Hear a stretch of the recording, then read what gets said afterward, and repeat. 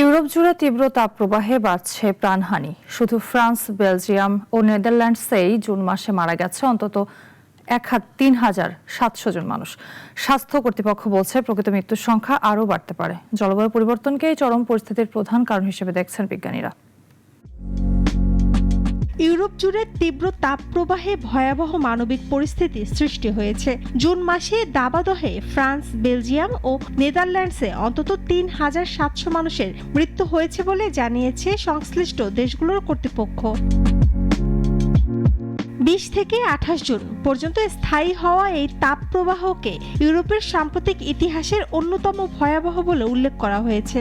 এতে বিদ্যুৎ উৎপাদন ব্যাহত হয়েছে, অবকাঠামোর ক্ষতি হয়েছে এবং স্বাস্থ্যসেবার উপর ব্যাপক চাপ তৈরি হয়েছে। বিজ্ঞানীরা বলেছেন, এই চরম আবহাওয়ার পেছনে জলবায়ু পরিবর্তনের প্রভাব অত্যন্ত স্পষ্ট।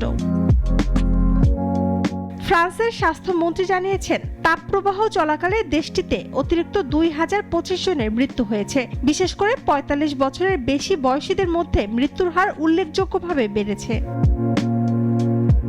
ফ্রান্সের জনস্বাস্থ্য কর্তৃপক্ষের তথ্য অনুযায়ী ২২ থেকে ২৮ জুনের মধ্যে আগের সপ্তাহের তুলনায় বাড়িতে মৃত্যুর সংখ্যা ৯১% বৃদ্ধি পেয়েছে।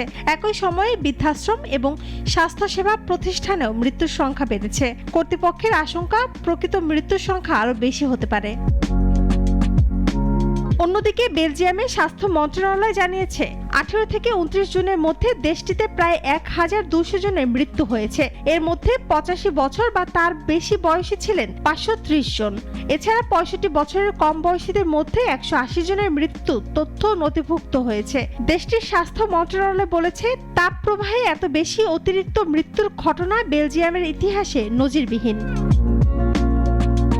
নেদারল্যান্ডসেও তাপপ্রবাহে প্রায় ৪৮০ জনের মৃত্যু হয়েছে। নিহতদের অধিকাংশের বয়স ছিল ৮০ বছরের বেশি। বিশেষজ্ঞরা বলছেন, জলবায়ু পরিবর্তনের প্রভাবে ভবিষ্যতে এ ধরনের তাপপ্রবাহ আরও ঘন ঘন এবং আরও তীব্র হতে পারে। শম্পা আক্তার, নাগরিক।